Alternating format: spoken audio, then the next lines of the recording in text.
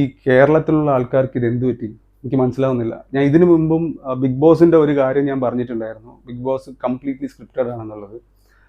ഇതിനകത്ത് എന്താണെന്നറിയോ ഒരു പ്രശ്നം, ഈ സിനിമയ്ക്കും ബിഗ് ബോസും തമ്മിലൊരു വ്യത്യാസമുണ്ട്. സിനിമ ഒരു 2.5 മണിക്കൂർ നമ്മൾ സിനിമയായിട്ട് കാണും, അതിൽ ഇൻവോൾവ് ആയിരിക്കും, പിന്നെ നമ്മൾ പുറത്തു വരും. പക്ഷെ ബിഗ് ബോസ് അങ്ങനെയല്ല. ഇത് നമ്മൾ എല്ലാവരും ഇത് ആക്ച്വൽ സംഭവമാണെന്നുള്ളത് വിശ്വസിച്ച് നമ്മളെ വിശ്വസിപ്പിക്കുക അവർ ചെയ്യുക. സോ നമ്മൾ അത് വിശ്വസിച്ചിരിക്കുന്നുണ്ട്. നമ്മൾ പിന്നെയും എന്താ പറയുക, ഇത് കഴിഞ്ഞാലും നമ്മൾ അതിനെക്കുറിച്ച് ആലോചിക്കും. നമുക്ക് ഫുള്ള് നെഗറ്റീവായിട്ട് നമുക്ക് മൈൻഡ് ഫുള്ള് നെഗറ്റീവ് ആയിക്കൊണ്ടേയിരിക്കും. സോ ഈ ബിഗ് ബോസ് എന്ന് പറഞ്ഞ സംഭവം നിങ്ങൾ ഇല്ലുമിനാറ്റി എന്ന് കേട്ടിട്ടുണ്ടെങ്കിൽ അത് ഇതിന് കണക്ഷൻസ് ഉണ്ട്. ഓക്കെ, ബേസിക്കലി ഈ ബിഗ് ബോസ് നമ്മൾ ലൈവാന്ന് പറഞ്ഞ് ഇവർ കാണിക്കുന്ന പോലും ലൈവ് അല്ല. അത് 4 hours മുമ്പ് നടന്ന സംഭവമാണ്. നിങ്ങൾ അതിനകത്ത് കാണാൻ ഡെഫേർഡ് എന്ന് പറഞ്ഞ് കാണിക്കും. എന്ന് വെച്ചാൽ 4 hours മുമ്പുള്ള സാധനമാണ് ഇവർ ലൈവ് എന്ന് പറഞ്ഞിട്ട് അത് തന്നെ പറ്റിക്കുക. അതിൽ തന്നെ നമുക്ക് അറിയാൻ പറ്റും ലൈവ് എന്ന് എന്തിനാണ് ഇടുന്നത് എന്നുള്ളത്. കാരണം 4 മണിക്കൂർ മുമ്പ് റെക്കോർഡ് സാധനമാണ് അവർ നമുക്ക് ലൈവായിട്ട് കാണിക്കുന്നത്. ഈ ഇടയ്ക്ക് ബ്രേക്ക് വേണ്ടി ആ 4 മണിക്കൂർ ഗ്യാപ്പ് എന്തിനാന്ന് വെച്ചാൽ അത് തന്നെ ഇവർക്ക് സ്ക്രിപ്റ്റുമായിട്ട് ഡിസ്കസ് ചെയ്യാൻ വേണ്ടിയുള്ള ആ ഒരു ടൈമാണ്. ആ ടൈമിലാണ് ഇവർ എല്ലാവർക്കും ഓരോരോ ആൾക്കും ഓരോ ക്യാരക്ടർ കൊടുത്തിട്ടുണ്ടാവും. അതനുസരിച്ച് നിങ്ങൾ സംസാരിക്കണം. ചിലപ്പോൾ അത് ക്ലിക്ക് ആയില്ലെങ്കിൽ അവർ ആ ഗ്യാപ്പിൽ പോയി പറയും സ്ക്രിപ്റ്റ് കുറച്ചും കൂടെ കൂട്ടി നിങ്ങൾ കണ്ടന്റ് കുറച്ചും കൂടെ ഉണ്ടാക്കണം. ഇതൊക്കെ ഇപ്പം നിങ്ങൾ വിചാരിക്കാം ഈ ബിഗ് ബോസിലുള്ളവരൊക്കെ ഇതൊക്കെ എങ്ങനെ സമ്മതിക്കും. അതിനാണ് ഇവർ അഗ്രിമെൻ്റ് ഇടുന്നത്.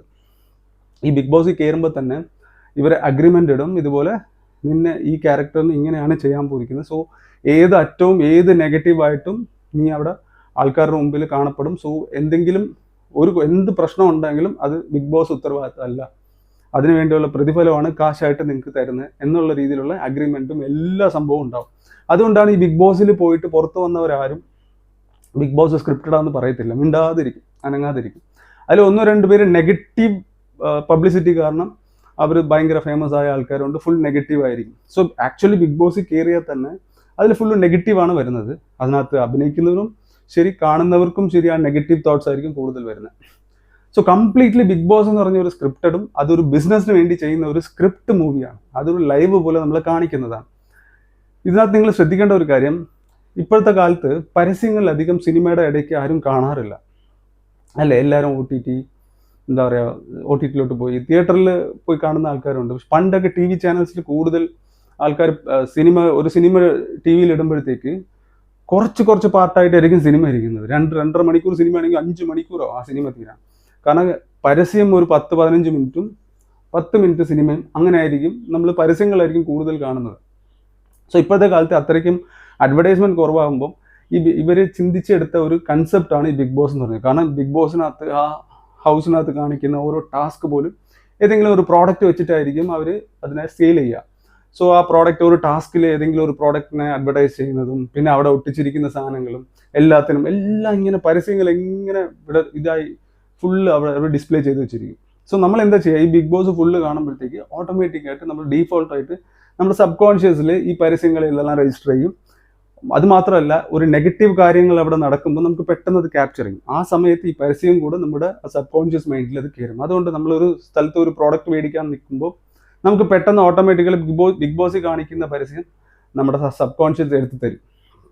സിമ്പിൾ. നമ്മളിപ്പോൾ ഒരു ഗൂഗിൾ ചെയ്യുക, ഒരു ഗൂഗിളിൽ നമുക്ക് ഒരു ഇഷ്ടപ്പെട്ട ഏതെങ്കിലും ഒരു ഡ്രസ്സ് നോക്കുമ്പോൾ സെർച്ച് ചെയ്യുമ്പോൾ ഏറ്റവും SEO സെർച്ച് എഞ്ചിൻ ഓപ്റ്റിമൈസേഷൻ എന്ന് പറയുന്നത്, അതായത് നമ്മൾ സെർച്ച് ചെയ്യുമ്പോൾ ഏറ്റവും അതായത് ഈ ഒരു പ്രോഡക്റ്റ് സെർച്ച് ചെയ്യുമ്പോൾ പെട്ടെന്ന് കിട്ടുന്ന ഏതാണെന്നുള്ളത് അത് ഗൂഗിൾ ഒന്ന് തരും. അതുപോലെ തന്നെ നമ്മളൊരു സാധനം മേടിക്കാനായിട്ട് വിചാരിക്കുന്ന സമയത്ത് നമ്മൾ എപ്പോഴും കണ്ടിരിക്കുന്ന ഏതെങ്കിലും ഒരു സാധനമായിരിക്കും ആ ഒരു പ്രോഡക്റ്റ്, ആ ഒരു ബ്രാൻഡ് ആയിരിക്കും നമ്മുടെ മൈൻഡിൽ ആദ്യം വരിക. സോ അതേ സംഭവം തന്നെ ഈ ബിഗ് ബോസ് കാണുമ്പോഴത്തേക്ക് നമുക്ക് ഈ പരസ്യങ്ങൾ എന്തൊക്കെ ബ്രാൻഡ് കാണുന്നുണ്ടോ, കാരണം നമ്മളൊരു 3 മാസം ഈ ബിഗ് ബോസ് 100 ദിവസം എന്ന് പറഞ്ഞ കൺസെപ്റ്റ് വെക്കുന്നത് എന്തിനാണെന്നറിയോ? നമ്മൾ ഏതൊരു കാര്യം 3 മാസം കണ്ടിന്യൂസ് ആയിട്ട് ചെയ്താൽ നമ്മൾ അതുപോലെ ആവും, ആ ഒരു ശീലം വരും. ഇപ്പോൾ വെള്ളമടിക്കുന്നവരായാലും വെള്ളമടി നിർത്താമെന്ന് വിചാരിച്ചിരിക്കുമ്പോൾ 3 മാസം കംപ്ലീറ്റ് നിർത്തിക്കഴിഞ്ഞാൽ പിന്നെ അവർക്ക് തോന്നൽ വരത്തില്ല. സോ ഏതൊരു ഒരു ഹാബിറ്റും 3 മാസം കണ്ടിന്യൂസ് ആയിട്ട് ചെയ്താൽ നമ്മളത് ശീലമായി പോകും, അതിലോട്ട് നമ്മൾ മെർജായി പോകും. അതേപോലെ തന്നെയാണ് ഈ ബിഗ് ബോസ് എന്ന് പറഞ്ഞാൽ 3 മാസം നമ്മൾ ഈ ഒരു പ്രത്യേകിച്ച് ലൈവ് കാണുമ്പോൾ ഭയങ്കര പ്രശ്നമാണ്. ലൈവ് കാണുമ്പം അതിനകത്ത് നടക്കുന്ന വഴക്കുകളും പ്രശ്നങ്ങളും ഇവരുണ്ടാക്കുന്ന സ്ക്രിപ്റ്റും ഇതെല്ലാം നമ്മുടെ മൈൻഡിലോട്ട് കയറി പോകുമ്പോൾ നമുക്ക് ഫുള്ള് നെഗറ്റീവായിരിക്കും നമുക്ക് ഇരിക്കുന്നത്. ഒരു മനുഷ്യൻ്റെ സമാധാനം പോകുന്ന ഇതിൽ കൂടുതൽ വേറെ ഒന്നുമില്ല. അത്രയും ഒരു ബാഡ് പ്രോഗ്രാം. ഇതെങ്ങനെ മോഹൻലാൽ സമ്മതിച്ചെന്ന് ഞാൻ ഇപ്പോഴും എനിക്ക് മനസ്സിലാവുന്നില്ല. അത്രയ്ക്കും കോടികൾ കൊടുത്തിട്ടാണ് മോഹൻലാലെ വിളിച്ചിരിക്കുന്നത്. സോ ഇത് സാധാരണയായിട്ട് തമിഴ്നാട്ടിലൊക്കെ നോക്കുമ്പോൾ, തെലുങ്ക്, ആന്ധ്രാപ്രദേശ്, കർണാടക ഒക്കെ നോക്കുമ്പോൾ, അവരാണ് ഈ സിനിമയൊക്കെ വരുമ്പോൾ ഫാൻസ് ഭയങ്കരമായിട്ട് എന്താ പറയുക, അവരുടെ ഹീറോയ്ക്ക് വേണ്ടി മരിക്കുന്നതും കയ്യിറക്കുന്നതും ഇങ്ങനെയൊക്കെയുള്ള ഫാൻസ്, ഒരു പ്രാന്തമായ ഫാൻസ് ഉള്ള നാട് തമിഴ്നാടും കേരളത്തിലില്ല, തമിഴ്നാട്, ആന്ധ്രാപ്രദേശ്, കർണാടക ഒക്കെ ഉണ്ട്. ഈവൻ നോർത്ത് ഇന്ത്യ പോലും ഉണ്ട്. എപ്പോഴും വിചാരിച്ചിരുന്നു കേരളത്തിൽ നമ്മൾ ഒരു ആക്ടർ എന്ന് പറയുമ്പം അതിൻ്റെ ഒരു റെസ്പെക്റ്റ് കൊടുക്കും. അത്രയ്ക്കും പ്രാന്തമായി അല്ലെങ്കിൽ മണ്ടത്തരമായിട്ടുള്ള ഒരു ഫാൻസ് അല്ല കേരളത്തിൻ്റെ ആൾക്കാർ. അങ്ങനെ കുറച്ചും കൂടെ ഇൻ്റലക്ച്വൽ ആണ്, കുറച്ചും കൂടെ സംഭവം എല്ലാം അറിയാം. അവരാരും അങ്ങനെ അങ്ങനെ ഇരുന്ന മലയാളീസാണ് കേരളത്തിലുള്ള ആൾക്കാർ. ഇപ്പോൾ ഒരു ബിഗ് ബോസിൽ ഒരു ക്യാരക്ടറിന് ഭയങ്കരമായിട്ട് എന്താ പറയുക, യൂട്യൂബിൽ വ്ളോഗ് ചെയ്യുക, ഇൻസ്റ്റാഗ്രാമിൽ ഭയങ്കരമായിട്ട് സംസാരിക്കുക. ഇതൊക്കെ നമ്മുടെ മൈൻഡ് അവർ കയറി നമ്മളുടെ മൈൻഡ് ബ്രെയിൻ വാഷ് ചെയ്തിരിക്കുന്നതാണ്.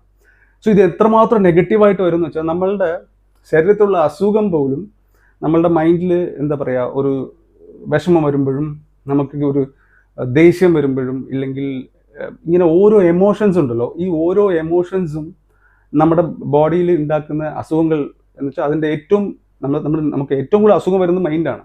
നമ്മുടെ ഓരോ എമോഷൻസ് ആണ് നമുക്ക് ഓരോ അസുഖങ്ങൾ ഉണ്ടാക്കുന്നത്. ഈവൻ ദേഷ്യം വരുമ്പോൾ BP കൂടും, സന്തോഷം വരുമ്പം BP കുറയും, വിഷമിച്ചിരിക്കുമ്പോൾ ഷുഗർ കൂടും. ഇങ്ങനെ ഓരോ എമോഷൻസിനും ഒരുപാട് അസുഖങ്ങളുണ്ട്.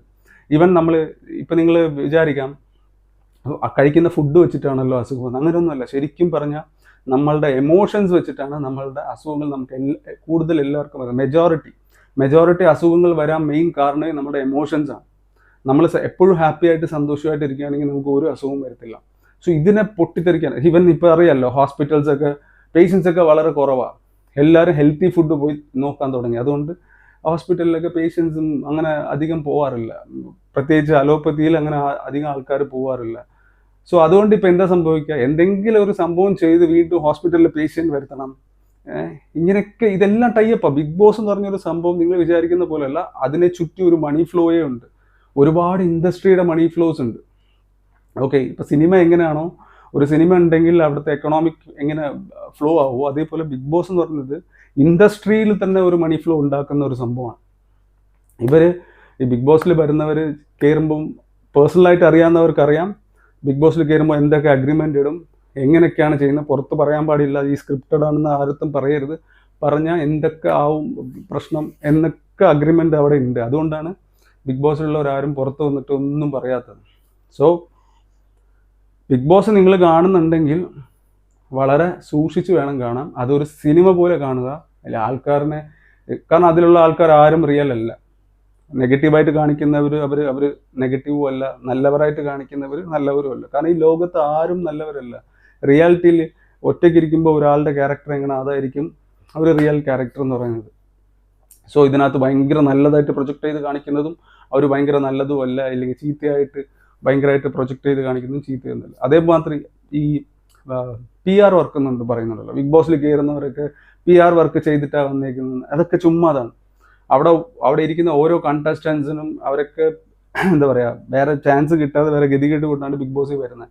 സോ അവർ PR വർക്ക് കൊടുത്ത്, അത്രയും കാശ് മുടക്കി PR വർക്കൊന്നും കൊടുത്ത് ആരും വരത്തില്ല.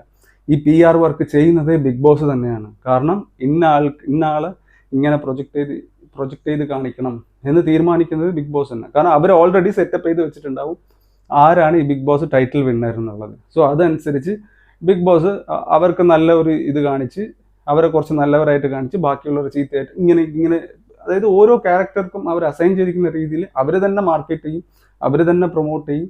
അതേപോലെ റിസൾട്ട് പോലും വോട്ട് ചെയ്യുന്ന അനുസരിച്ച് അല്ല റിസൾട്ട് ഈ ആൾക്കാരെ എവിക്റ്റ് ആവുന്നത്, ഔട്ട് ആവുന്നതൊക്കെ. ഇതെല്ലാം ബിഗ് ബോസ് തന്നെയാണ് പ്ലാൻ ചെയ്യുന്നത്. നമ്മൾ കാണിക്കുന്ന വോട്ടിംഗ് റിസൾട്ട്സും ശരി, ഇതെല്ലാം ബിഗ് ബോസ് തന്നെയാണ് പ്ലാൻ ചെയ്യുന്നത്. സോ ഇതിലൊന്നും എന്ന് വെച്ചാൽ, ഇപ്പോൾ ഒരാൾക്ക് വോട്ട് കൂടുതലാണെന്ന് വിചാരിക്കുമ്പോൾ നമ്മൾ തന്നെ വിചാരിക്കും, അപ്പോൾ എന്നാൽ പിന്നെ അവർക്ക് വോട്ട് ചെയ്യാം. സോ ഇതൊക്കെ സൈക്കോളജി സംഭവമാണ്. ബിഗ് ബോസ് തന്നെയാണ് ഇതിനെ ഫുള്ള് കൺട്രോൾ ചെയ്യുന്നത്. ഇതിലാരും ഒരാൾ എന്താ വെച്ചാൽ നാട്ടുകാർ വോട്ട് ചെയ്തൊന്നും അല്ല ആരും അവിടെ ഇരിക്കുന്നതും പുറത്തു പോകുന്നതും ഇതൊന്നും. സോ ബിഗ് ബോസ് എന്ന് പറഞ്ഞത് completely full and full scripted ആണ്. ആരും ഇതിൽ വീട് വെച്ചാൽ നെഗറ്റീവ് മൈൻഡായിട്ട്, ഇപ്പം ഞാൻ കാണരുതെന്നല്ല ഞാൻ പറയാൻ ഉദ്ദേശിക്കുന്നത്, നിങ്ങൾ കാണുക. പക്ഷേ ഇത് വെച്ചാൽ ലൈവ് കാണാതിരിക്കുക മാക്സിമം. നമ്മൾ മൈൻഡിൽ കയറ്റി വെക്കരുത്. ഒരു ക്യാരക്ടറും ഒറിജിനൽ അല്ല. അവിടെ ഇരിക്കുന്ന എല്ലാം സ്ക്രിപ്റ്റ് ബേസ്ഡ് ആണ് അവിടെ അഭിനയിച്ചുകൊണ്ടിരിക്കുന്നത്. എല്ലാവരും അഭിനയിച്ചുകൊണ്ടിരിക്കുക എന്നുള്ള ബോധം എപ്പോഴും വേണം. നമ്മളവിടെ റിയൽ ആയിട്ട് നടക്കുകയെന്ന് ഒരിക്കലും ചിന്തിക്കരുത്. ഓരോ ഗ്യാപ്പിലും അവർക്ക് സ്ക്രിപ്റ്റ് കിട്ടുന്നുണ്ട്, ഓരോ ഗ്യാപ്പിലും അവർ എന്തൊക്കെ ചെയ്യേണ്ടെന്ന് അവർ അഭിനയിക്കുന്നുണ്ട്. അതിൽ എക്സ്ട്രാ അവർക്ക് ഓട്ടോമാറ്റിക്കായിട്ട് കുറച്ച് സാധനങ്ങൾ വരും. എന്തെങ്കിലും പ്രശ്നമുള്ള സാധനം വന്നാൽ ഇവർ പോയി ഇടപെട്ട് അത് ശരിയാക്കാനും ഉണ്ട്. സോ ഇതാണ് ബിഗ് ബോസിൽ അവിടെ നടക്കുന്നത്. സോ ഇതെപ്പോഴും മനസ്സിലാക്കുക, മാക്സിമം മൈൻഡ് ഫ്രീ ആക്കുക. ആ ബിഗ് ബോസ് നടക്കുന്ന സംഭവം കാണുന്നുണ്ടെങ്കിൽ അത് മൈൻഡിലോട്ട് കയറ്റരുത്. അതൊരു സിനിമയാണെന്ന് വിചാരിച്ച് കാണുക. ഓക്കെ.